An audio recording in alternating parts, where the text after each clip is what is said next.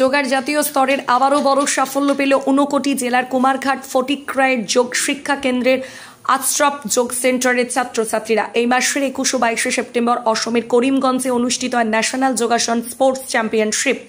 এই জাতীয় স্তরের প্রতিযোগিতায় আশ্রফ যোগ সেন্টারের 18 জন প্রশিক্ষণার্থী বিভিন্ন বিভাগে অংশ নেয়। এর মধ্যে 10 জন ছাত্রছাত্রী প্রথমে 20 জনের মধ্যে স্থান করে নেয়। তাদের দেওয়া হয় শংসাপত্র, মেডেল ও সুদৃশ্য ট্রফি।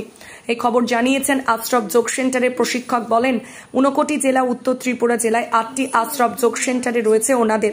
আগামী দিনে ছাত্রছাত্রীদের প্রশিক্ষণের মাধ্যমে যোগায় আরও পারদর্শী করে দেশের নাম, রাজ্যের নাম, জেলার নাম আরও উজ্জ্বল করতে সংস্থা কাজ করবে বলে জানিয়েছেন ওই প্রশিক্ষক।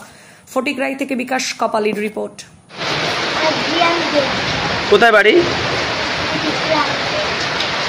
ফটিকরাই বাড়ি। হাতে যে দেখতেছি কি সুন্দর ট্রফি, এটা কোথা থেকে এনেছো? করিমগঞ্জ। সেখানে কেন গিয়েছো?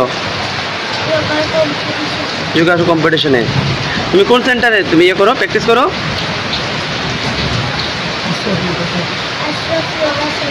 সেখানে গিয়ে তুমি কোন পজিশনে এই প্রাইজটা পেয়েছো?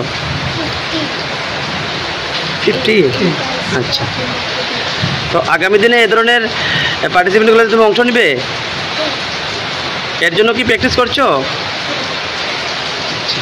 তোমার সেন্টারের কর্ণধারের নাম কি?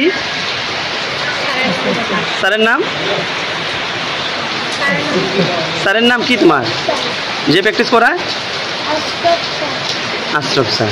Very good. স্তুতি। হাতে দেখতেছি একটা ট্রফি, সেটা কোথা থেকে পেয়েছো? আচ্ছা, করিমগঞ্জে কিসের জন্য গিয়েছে?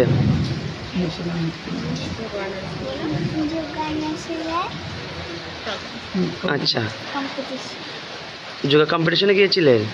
আচ্ছা, সেখানে গিয়ে কেমন লাগলো? ভালো লাগলো। কি পজিশনে তুমি সেখানে এই ট্রফিগুলো অর্জন করেছো? 4 পজিশনে। Thank you. নমস্কার।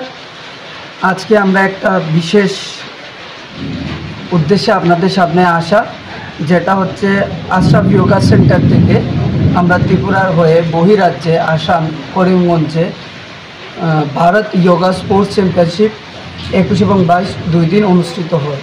সেখান থেকে আমাদের কুমারঘাট এবং কৈলাসহরের এবং আগরতলার বিভিন্ন বাচ্চারা পার্টিসিপেট করে, এবং আমাদের আশ্রফ যোগা সেন্টার থেকে বিশেষ করে যে বাচ্চাগুলা আজকে তারা প্রাইজ এবং পজিশন পান, ওদের নামগুলো আমি আপনাদের সাথে তুলে ধরছি।